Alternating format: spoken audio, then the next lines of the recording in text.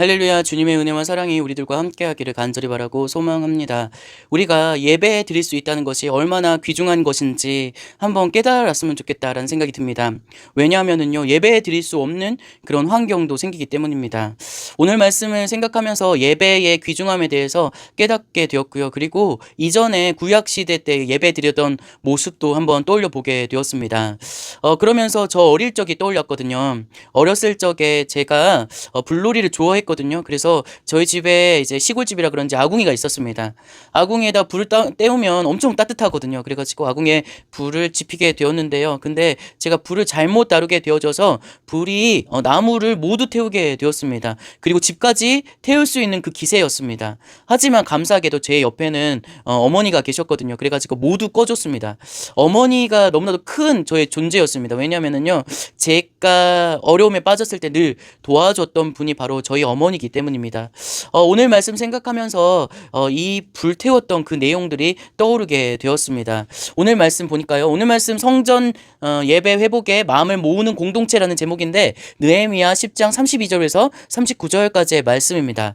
이 말씀 중에서 제가 눈여겨 보았던 것이 무엇이냐면 34절에 여호와의 제단에 사르게 하였고라는 구절입니다. 그러니까 예배 드릴 때에 불을 사용했다는 거죠. 그래서 자신이 가져온 예물을 모두 태워버렸고 그 태운 그 향기를 하나님께 올려드렸다라는 것을 오늘 말씀을 통해서 볼 수 있습니다. 그렇지만요, 예배 드리는 자가 꼭 필요한 게 있었는데요. 그건 뭐냐 하면은 예물을 가지고 오는 것이지요. 헌금을 가져오는 것이 꼭 필요했습니다. 32절 말씀에 보니까 해마다 각기 세계 3분의 1을 수납하여, 사실 반세계를 수납해야 되거든요. 반세계를 드려야 합니다. 왜냐하면요, 예배 드리기 위하여서, 그리고 그 예배에 쓰여질 모든 그런 것들, 경비라고 하죠. 그 경비를 위하여서 반세계를 드리라고 했습니다. 출애굽기에. 그치만 감사하게도 가난한 자들이 그때 이제 느헤미야 시대 때는 많았기 때문에 세계의 3분의 1 세계를 이렇게 드렸다라는 것을 볼 수 있지요. 이렇게 헌금을 드림으로 인하여서 이렇게 예배 드릴 수 있는 그런 좋은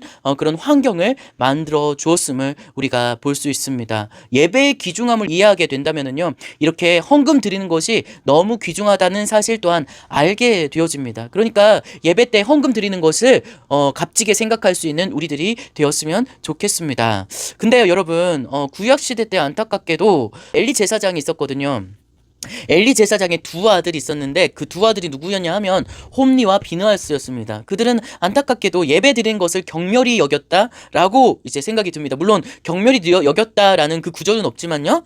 그렇지만 홈리와 비느하스의 태도를 보게 되면 그들이 예배의 소중함을 잘 몰랐던 것 같습니다. 그래가지고 새갈고리를 가져다가 예물 드려진 그 고기를 꺼내어가지고 새갈고리로 꺼내어가지고 먹기도 하고 그런 나쁜 일들을 행하게 되었던 것이지요. 여러분, 이게 중요합니다. 하나님께 드려진 것은 하나님께 드려지는 데 꼭 써야 되고, 하나님께 예물 드려지는 것은요, 하나님께 드려지는 것이기 때문에 함부로 여겨서는 안 된다라는 사실을 우리가 꼭 기억했으면 좋겠습니다. 예배 드리는 것이 얼마나 중요한지, 그리고 예배 드리는 것이 왜 중요하냐면요, 하나님께서 드리라라고 그렇게 말씀하셨기 때문에, 그렇기 때문에 우리에게 반드시 필요한 것이 예배입니다. 이사야서 43장 21절 말씀에 보게 되면요, 우리를 창조하신 이유가 있는데 그 창조하신 이유는 다름 아닌 예배 드리기 위함이다, 찬송 받으시기 위함이다 라고 그렇게 말씀하고 있습니다. 그렇기 때문에 예배 드릴 때 그냥 예배 드리는 것이 아니라 영과 진리로 드려지는 귀한 예배로 나아가야 한다라는 사실입니다. 예배 드릴 때 우리가 꼭 기억해야 하는 것이 있습니다. 그것은 다름 아닌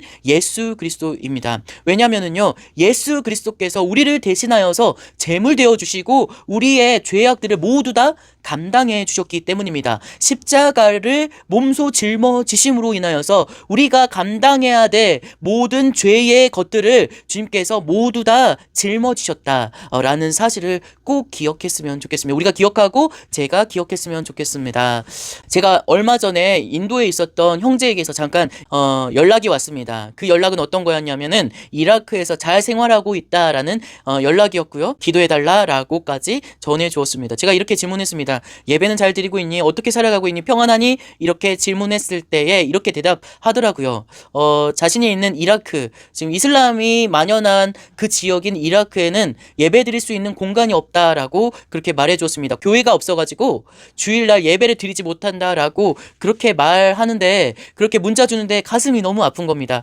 아, 예배 드려야 하는데 예배 드릴 수 없는 그런 환경이구나라는 생각에 가슴이 너무나도 아팠습니다. 그러면서 제가 중보해 주겠다라고 이렇게 말해 주었습니다. 여러분, 우리가 꼭 기억해야 될 게 있습니다. 그건 다름 아닌 우리가 예배 드릴 수 있는 것이 너무나도 귀하다라는 사실입니다. 예배 드리고 싶어도 예배 드릴 수 없는 그런 환경에 처한 사람들이 너무나도 많기 때문입니다. 그렇기 때문에 우리가 이들을 위하여 기도해야겠지요. 하나님, 예배 드릴 수 있도록 주님 붙잡아 주시옵소서. 예배의 귀중함을 깨닫고 예배 드리지 못하는 환경에 처한 모든 사람들을 위하여서 기도하기 원합니다. 주님, 함께하여 주시옵소서라고 이렇게 기도했으면 좋겠습니다. 기도하는 마음을 가지고 제가 마지막으로 제가 대표해서 기도하도록 하겠습니다. 기도하시겠습니다. 참 감사합니다. 주님, 감사하는 것은 다름 아닌 주께서 우리가 예배 드릴 수 있는 환경을 허락해 주시고 또한 복음을 허락해 주셔서 값진 예배의 순간을, 그런 일들을 경험할 수 있도록 주여 붙잡아 주심에 감사합니다. 언제나 주님 안에 있을 수 있도록 허락하여 주시옵시고, 내일 또 예배를 드리는데 예배의 귀중함을 깨닫고 온전하게 드려줄 수 있는 그런 예배가 되어질 수 있도록 아버지 붙잡아 주시옵소서. 예배 드리지 못하는 형제가 있습니다. 디모데라는 형제인데 주님 불쌍히 여겨 주시옵시고, 목사님 아들인데도 불구하고 예배 드리고 싶은데도 불구하고 예배 드리지 못합니다. 귀하게 여겨 주시옵시고 그의 마음 가운데 함께하여 주셔서 복음의 그 갈급함을 깨닫고 하나님께서 그 갈급함을 채워주시는 모든 일들이 되어질 수 있도록 아버지 지켜 주시옵소서. 참 감사드리며 살아계신 우리 주 예수 그리스도 이름으로 기도합니다. 아멘.